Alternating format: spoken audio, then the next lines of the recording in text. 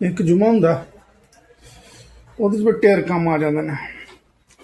ਸਲਾਹ ਬਣਾਈ ਸੀ ਕਿ ਬਹਿ ਕੇ ਜਿਹੜਾ ਨਾ ਹੁਣ ਉੱਠੇ ਆ, ਰੋਟੀ ਸ਼ੋਟੀ ਖਾਧੀ ਤੇ ਕੱਪੜੇ ਧੋਨੇ ਆ। ਕੱਪੜੇ ਛੱਪੜੇ ਕੱਢ ਕੇ ਰੱਖੇ ਨੇ।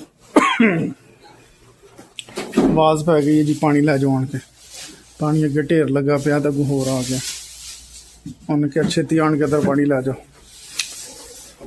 ਹੁਣ ਪਾਣੀ ਲੈਣ ਚੱਲੇ ਆ। ਹਾਏ ਹਾਏ ਹਾਏ ਹਾਏ, ਕਹਿੰਦੇ ਨੇ ਪ੍ਰਦੇਸ਼ ਦੇ ਵਿੱਚ ਛੁੱਟੀ ਹੁੰਦੀ ਹੈ, ਸਾਰੀ ਦਿਹਾੜੀ ਬਹਿਣਾ ਹੁੰਦਾ ਹੈ ਤੇ ਇੱਥੇ ਕੰਮ ਹੀ ਨਹੀਂ ਮੁੱਕਦੇ। ਦੇਖ ਕੰਮ ਤੇ ਕੰਮ, ਦੇਖ ਨਾ ਜਵਾਨ ਨੇ ਦੋ ਚੁੱਕੇ ਨੇ। ਹੈਂ ਦੇਖ ਸਾਡਾ ਬਾਬਾ ਜੀ ਬਾਬਾ ਇਕੱਲੇ ਹੀ ਚੁੱਕ ਲਿਆਂਦਾ ਫਿਰ। ਓ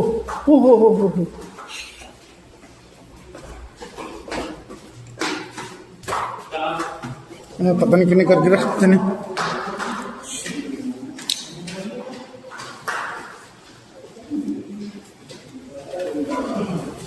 ਇੱਥੋਂ ਮਿਲਦਾ ਹੈ ਪਾਣੀ।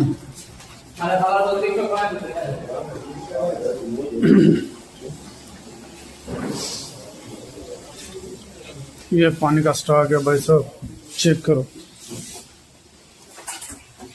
और ये हमें कंपनी प्रोवाइड करती है। पानी का पूरा कट चुका है, साढ़े पीछे भी आ रहे हैं, आगे भी आ रहे हैं।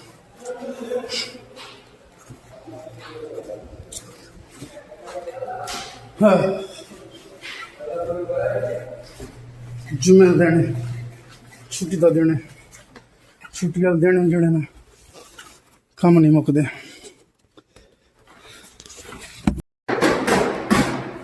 आखिरी है